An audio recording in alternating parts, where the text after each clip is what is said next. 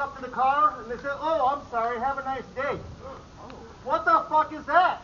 That's racism. That's profiling. That's bullshit. That's these guys.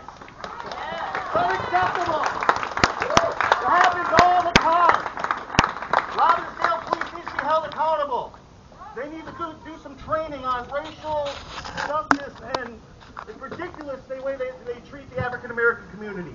I know some people got riled up when they saw, some of the buildings burning, and why that was happening and what was going on. And there was something very profound said by a woman who was doing a documentary not too long ago, and she said, "You're very lucky that black people are seeking equality and not revenge."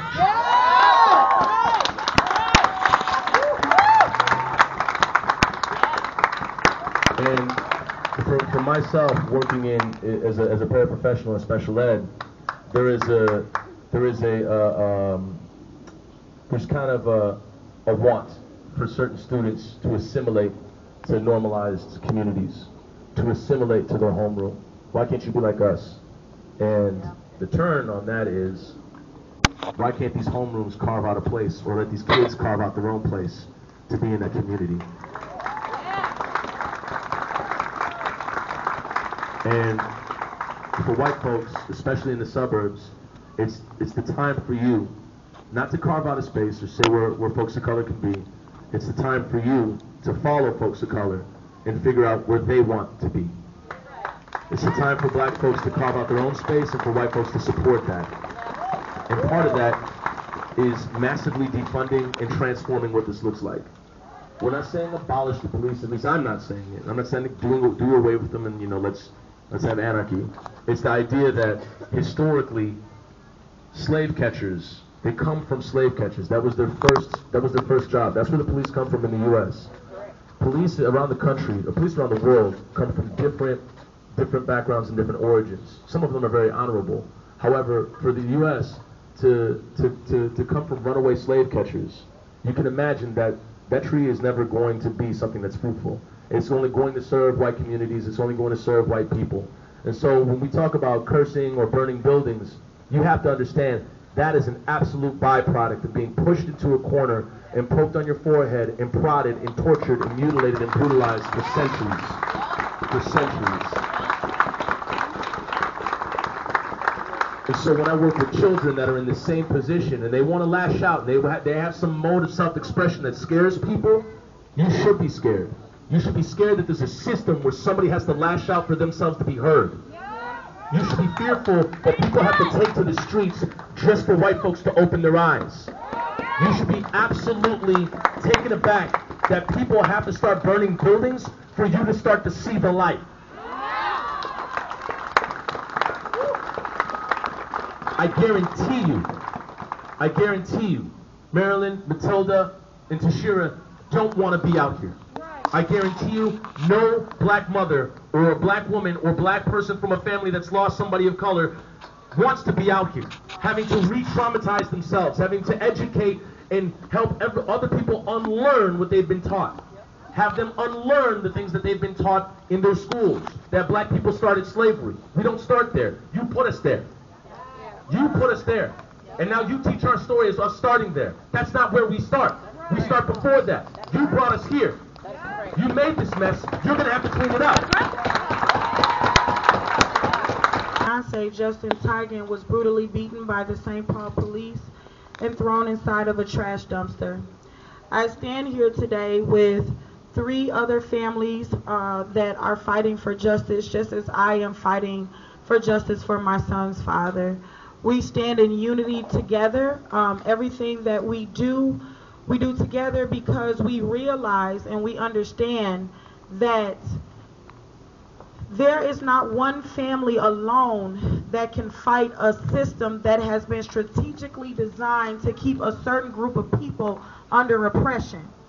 I talk to Miss Valerie Castile at least once a week, and I told Miss Valerie, I said, Miss Valerie, if we thought one family was going to get justice, we thought it would be yours. So it is proven and it is shown right there in that situation when that officer walked free that it's not one family alone. that will break this system. It takes all of us collectively to fight together for what we know in our hearts is right. We know, these people know what they have done. They know. You know what I mean? These people in these police departments, they are profiling. Before they kill, they profile. They pull them over. My son's father was pulled over numerous amounts of times. He drove a nice car and he had put rims on the car. Okay? So they don't believe that a certain group of people deserve to have or should have certain things. So way before, it's the same thing over and over and over. If you listen to the family stories, that they're being profiled and pulled over all these times before they're actually murdered. And so, for my son's father in particular, I know that a week before he was murdered, they pulled him over. Now, his stepdad, who was all white, my son's father was biracial, so his mother is white. His stepfather, who's all white, would drive that exact same car in the exact same area and would never get pulled over. As soon as Justin would get in that car and drive in the same area, he would get pulled over time after time going to college, because he was in college at the time that he was murdered. So this is what we have to pay attention to and understand. Next, hurting other human beings for what? Why? Why is the hate?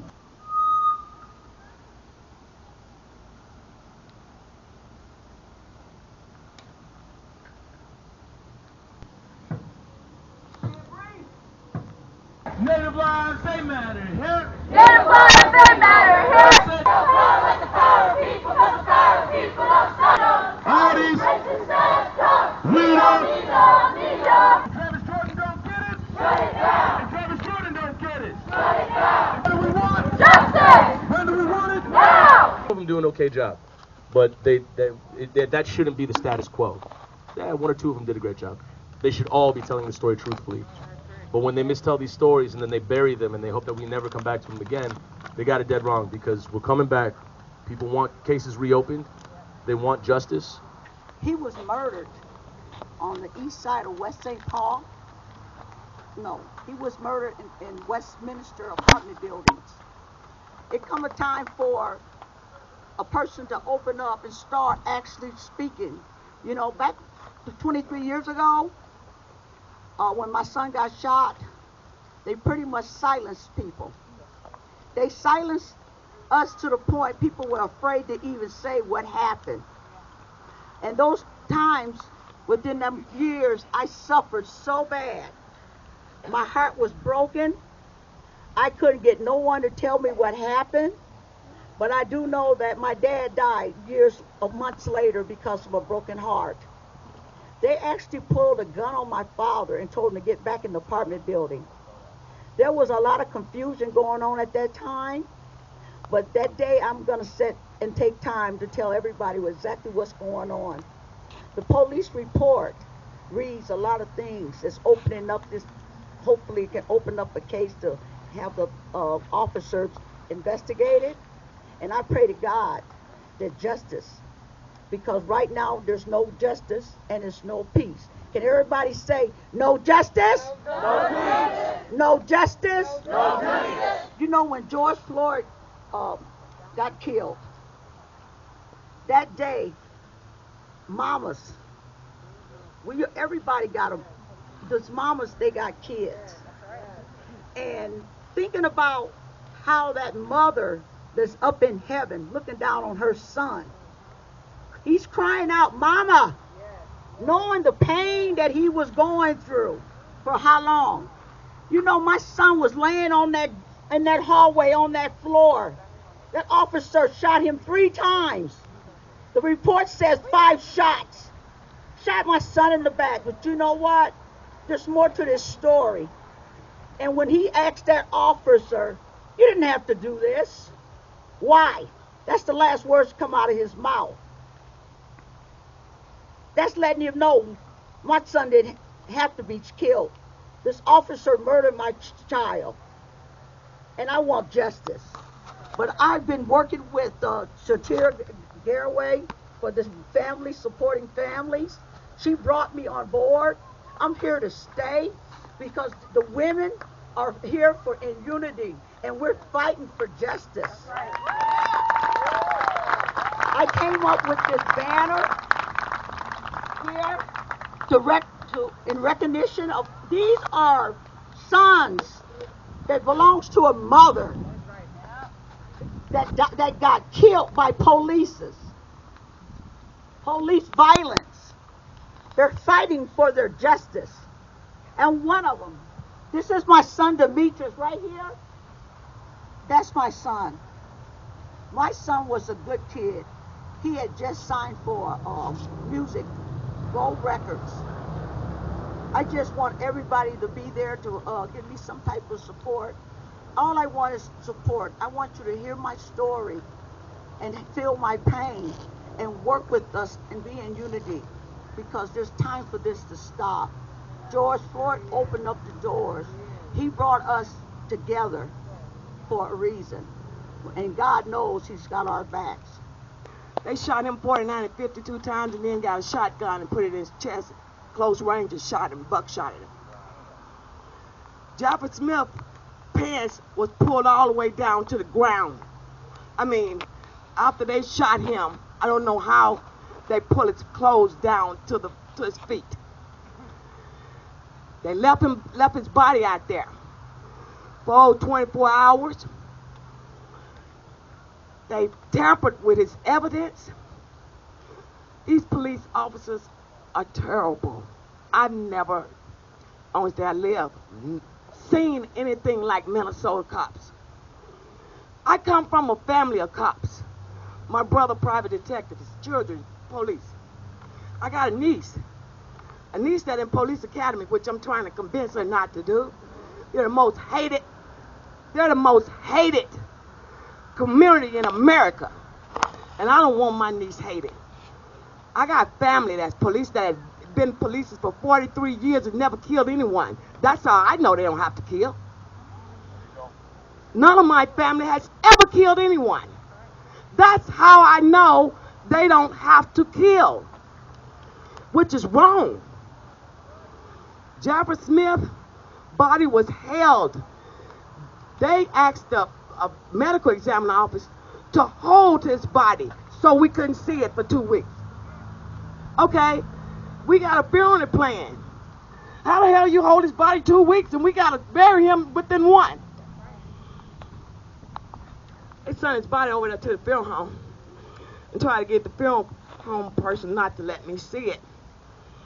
No one gonna stop me from seeing my baby. No one. I pulled that gown back and I saw all those bullet holes. They were still bleeding and pus coming from all of them. They shot my son in both hands just like this. That's why I knew they was up. Both hands right in the center. Shot him in the back of the head. They shot him all over. He had so many buckshots from here all the way down from that shotgun.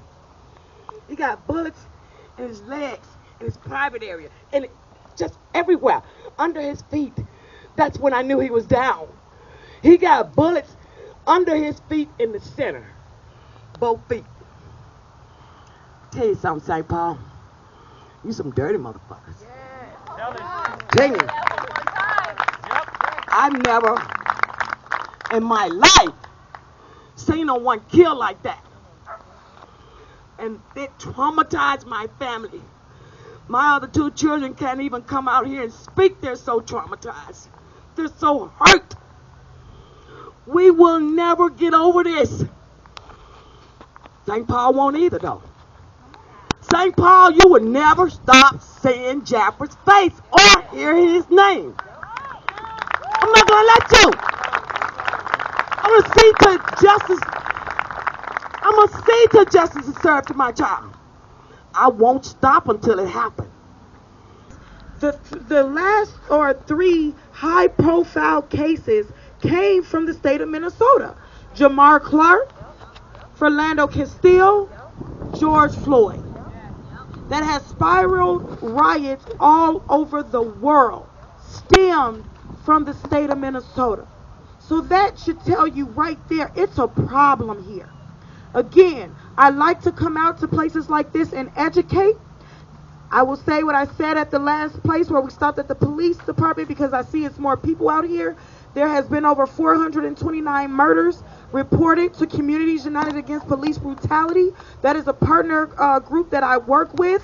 Now, that is only the reported murders.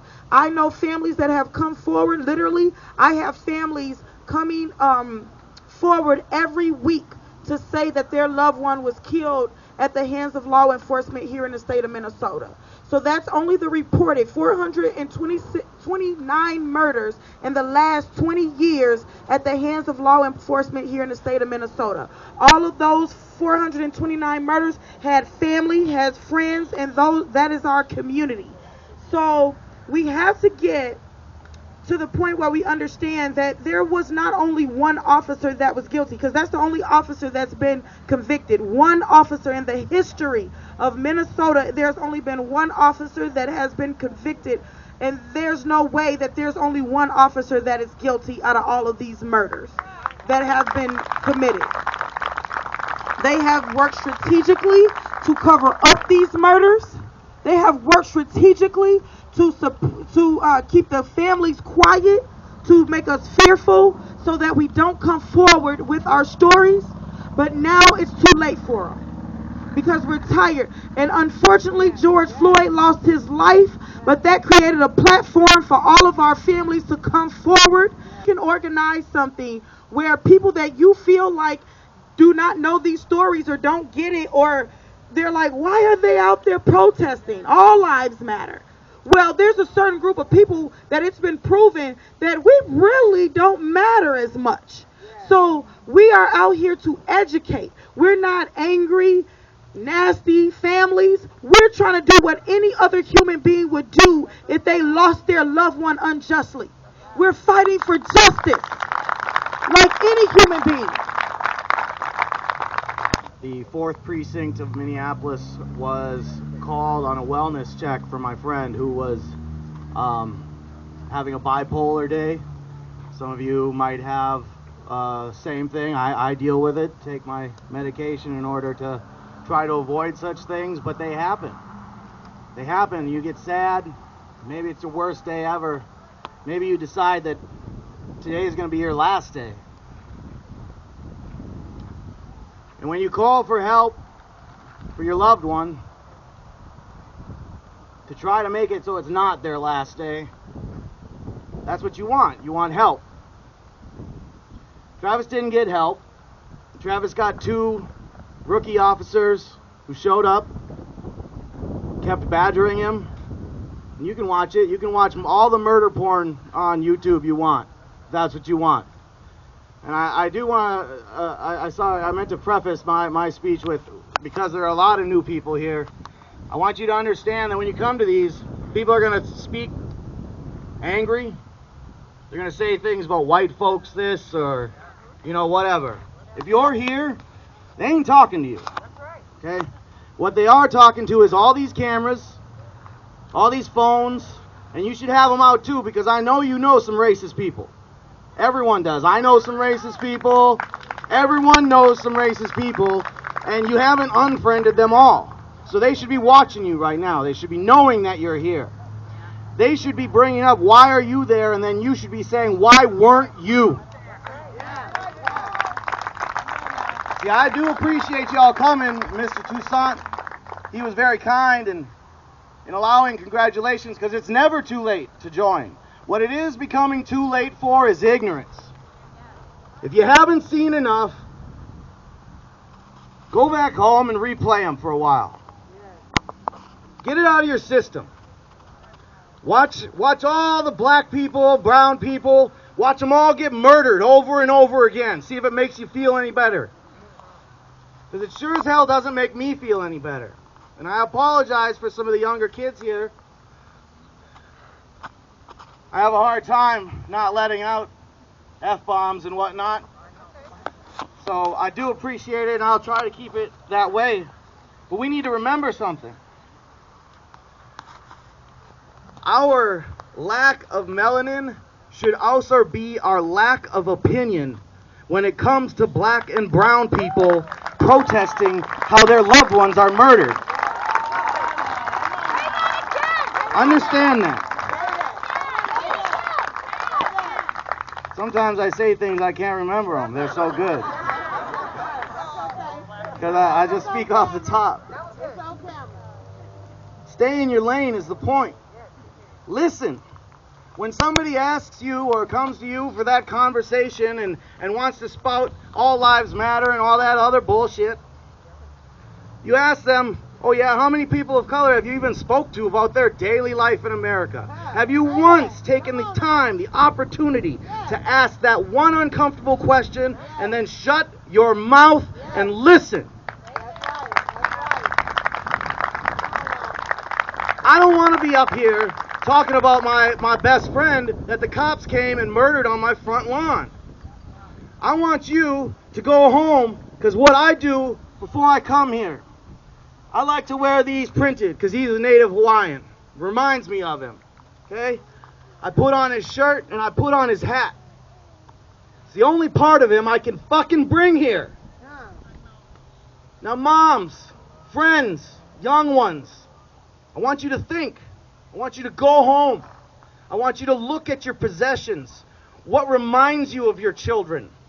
What reminds you of your friends? Think about what you would wear to the march after your police killed them. Think long and hard about it.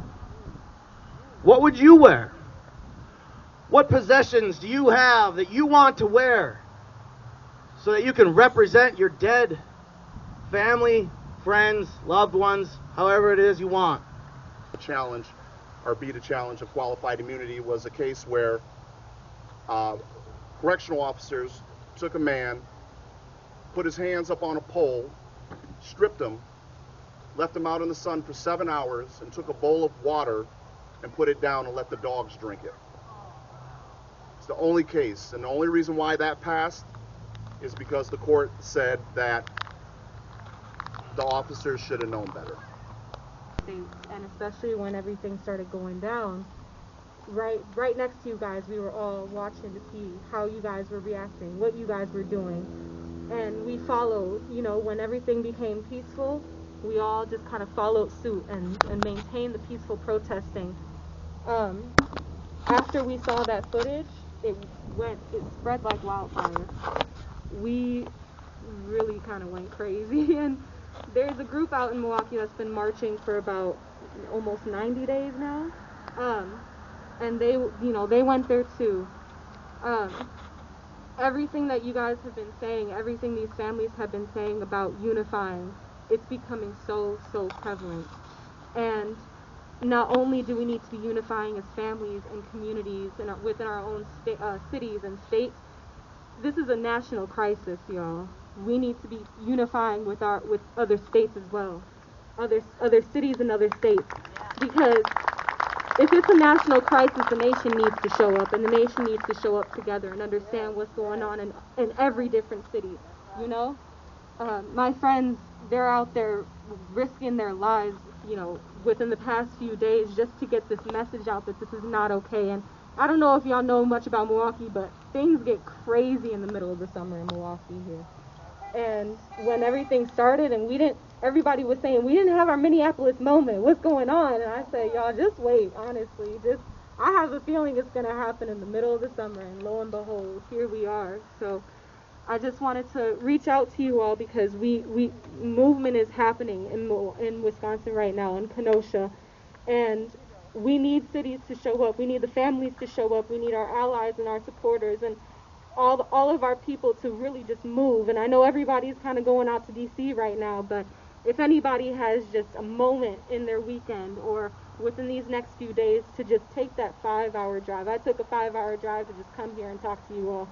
So if we could just we got to show up, y'all. We really have to start showing up. Milwaukee, Chicago, Midwest, East Coast, West Coast, South, everywhere, y'all. This is a national crisis. Then are we marching back we're not marching back as a group? I hope so. No, we're not.